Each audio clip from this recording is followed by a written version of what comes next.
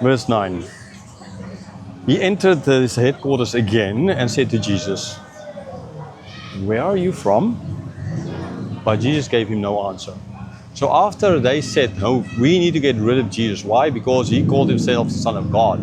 Pilate was afraid. And now, what do we do? Okay? We need to, he was afraid. And so what he did, we went in again. It was actually kind of interesting. The thing that really bothers me a lot is motorbikes. Motorbikes per se don't bother me, but when it's one of those motorbikes that really make a loud noise, because I know it's then you can't really hear what I'm saying. Okay. So anyhow, so Pilate being afraid, he goes in to his headquarters to ask Jesus, "Where are you from?" Now, it would not have been strange for a Roman to think of gods coming down to earth and having kids with humans. You don't need to search very hard to find stories in the Romans, amongst the Romans and the Greeks, about gods coming down to earth and having intercourse with women and having kids. Here, there's so many of them. Okay, so here Pilate would have been thinking in that kind of a way.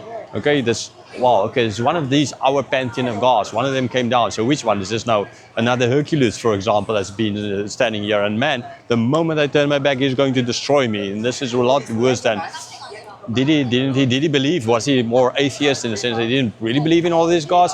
Well, now seemingly he was afraid, okay, because of everything that's happening in here. And now this is but not just, it's a Jew, right?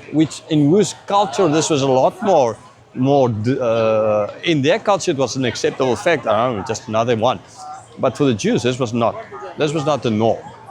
Okay, so all of these things again could have been in play here. Why you are so afraid and why you went on and asking Jesus, "Where are you from?"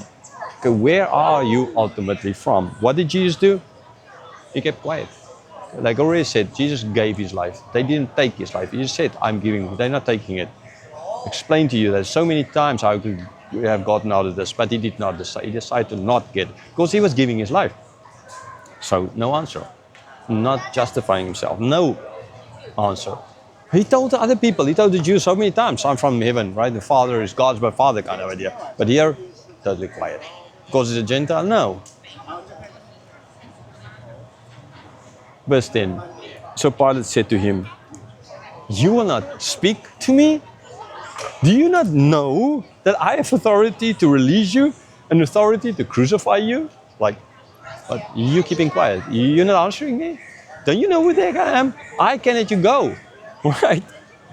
I can either have the authority to release you or the authority to have you crucified.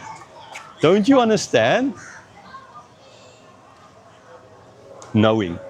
Pilate claimed to know something, but that knowledge was wrong. He did not have the authority to do it. Yes, ultimately, but where did he get his authority from?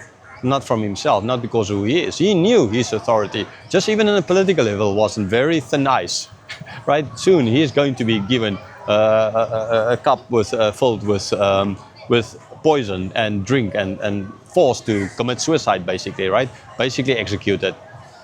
So his authority was anyhow not very strong, but he's trying to claim something. I know, don't you know? So Jesus didn't know. And the fact is Jesus knew, right? Jesus knew. And this is again playing into, there's knowledge and there's knowledge. There's the right knowledge and the wrong knowledge. You thinking you know something that God doesn't exist. You think you know, I know God doesn't exist, right? Full stop. That does not mean God you think I don't exist? Poof, there I'm now gone, right? Like that Jack Frost movie kind of animation movie where as the people stop believing in Santa Claus, I don't believe in him and never tell anyone to believe in him.